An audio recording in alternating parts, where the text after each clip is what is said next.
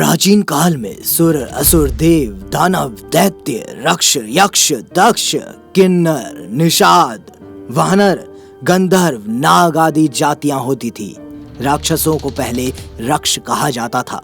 रक्ष का अर्थ जो समाज की रक्षा करे। राक्षस लोग पहले रक्षा करने के लिए नियुक्त हुए थे, लेकिन बाद में इनकी प्रवृत्तियां बदलने के कारण और अपने कर्मों के कारण बदनाम होते गए और आज के संदर्भ में इन्हें असुरों और दानवों जैसा ही माना जाता है। आज की इस वीडियो में हम आपको रामायण काल के 10 मायावी राक्षस के बारे में बताने जा रहे हैं, जिन्होंने पूरे रामायण काल में आतंक मचा रखा था। तो चलते हैं वीडियो की तरफ। सबसे पहले है लंकापति रावण। रावण का अपने नाना की ओर से झुकाव ज्यादा था, इसलिए उसने देवों को छोड़कर राक्षसों की उन्नति के बारे में ज्यादा सोचा। रावण एक कुशल राजनीतिक, सेनापति और वास्तुकला का मर्मज्ञ होने के साथ साथ ब्रह्मज्ञानी तथा बहुविद्याओं का जानकार था। राक्षसों के प्रति उसके लगाव के चलते उसे राक्षसों का मुखिया घोषित कर दिया गया था। रावण ने लंका को नए सिरे से बसाकर राक्षस जाति को एकजुट किया और फिर से राक्षस राज कायम किया। उसने लंका को कुबेर से छीना था। उसे मायावी इसलिए कहा जाता है कि वह इंद्रजाल, तंत्र, सम्मोहन और तरह तरह के जादू जानता था।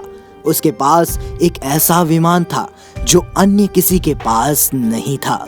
इन सभी के कारण उससे सभी भयभीत रहते थे। पौराणिक मान्यता के अनुसार एक श्राप के चलते असुरराज विष्णु के पार्षद जय और विजय ने ही रावण और कुंभकर्ण के रूप में फिर से जन्म लेकर धरती पर अपना साम्राज्य स्थापित किया। द्वापर युग में ही यही दोनों शिशुपाल व दंत्रवक्र नाम के अनाचारी के रूप में पैदा हुए थे। इनको तीनों जन्म की सजा थी। रावण बुद्धिमानी तो था, लेकिन उसने कई ऐसे काम किए थे जिससे उसका अंत हुआ था।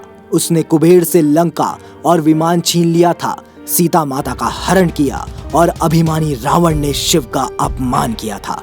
विद्वान होने के बावजूद रावण क्रूर, अभिमानी, दंभी और अत्याचारी था। दूसरा राक्षस है कालनेमी, जो अनुचर था। यह भयंकर, मायावी और क्रूर था। इसकी प्रसिद्धि दूर दूर तक थी। रावण ने इसे एक बहुत ही कठिन कार्य सौंप दिया था।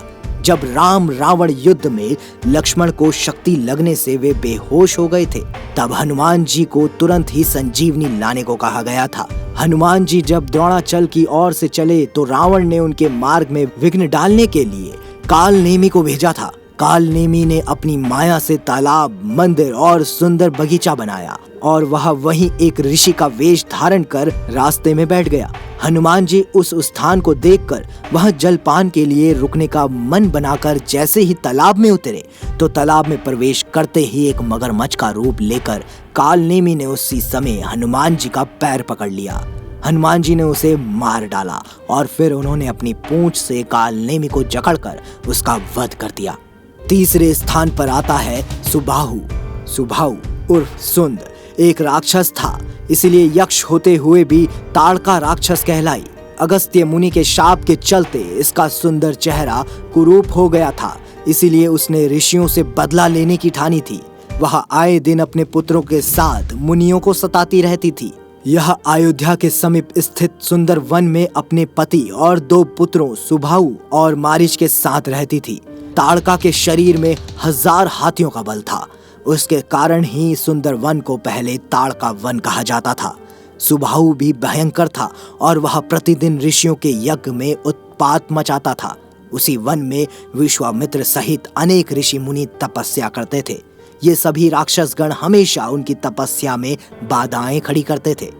विश्वामित्र एक यज्ञ के दौरान राजा दशरथ से अनुरोध कर एक दिन राम और लक्ष्मण को अपने साथ सुंदर वन ले आए। राम ने ताड़का का और विश्वामित्र के यज्ञ की पूर्णाहुति के दिन सुबाहु का भी वध कर दिया था।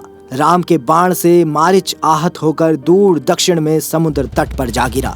अब बात करेंगे ताड़का के पुत्र मारीच के बारे में। राम के तीर से बचने के बाद ताड़का पुत्र मारीच ने रावण की शरण ली। मारीच लंका के राजा रावण का मामा था। जब शूर्पणखा ने रावण को अपने अपमान की कथा सुनाई तो रावण ने सीता हरण की योजना बनाई। सीता हरण के दौरान रावण ने मारीच की मायावी बुद्धि की सहायता ली। रावण महासागर पार करके गोकर्ण तीर्थ में पहुंचा, जहां राम के डर के कारण मारीच छुपा हुआ था। वह रावण का पूर्व मंत्री रह चुका था। रावण को देखकर मारीच ने कहा कि राक्षस राज, ऐसी ही क्या आवश्यकता आ पड़ी जो आपको मेरे पास आना पड़ा। रावण ने गुस्से से भरकर कहा कि राम लक्ष्मण ने शूर्पणखा के नाक कान काट दिए और अब हमें उनसे बदला लेना होगा। मारीच ने कहा, हे रावण, श्री रामचंद्र जी के पास जाने से तुम्हारा कोई लाभ नहीं है। मैं उनका पराक्रम जानता हूँ। भला इस जगत में ऐसा कौन है जो उनके बाणों के वेग को सह पाए। 5वें पर आता है कुंभकर्ण। यह रावण का भाई था जो 6 महीने बाद एक दिन जागता और भोजन करके फिर सो जाता, क्योंकि इसने ब्रह्मा जी से निंद्रासन का वरदान मांग लिया था। युद्ध के दौरान किसी तरह कुंभकर्ण को जगाया गया। कुंभकर्ण ने युद्ध में अपने विशाल शरीर से वानरों पर प्रहार करना शुरू कर दिया। इससे राम की सेना में हाहाकार मच गया। सेना का मनोबल बढ़ाने के लिए राम ने कुंभकर्ण को युद्ध के लिए ललकारा और भगवान राम के हाथों कुंभकर्ण वीर गति को प्राप्त हुआ। 6ठे स्थान पर है कम्बंद। सीता की खोज में लगे राम लक्ष्मण को दंडक वन में अचानक एक विचित्र दानव दिखा, जिसका मस्तक और गला नहीं थे।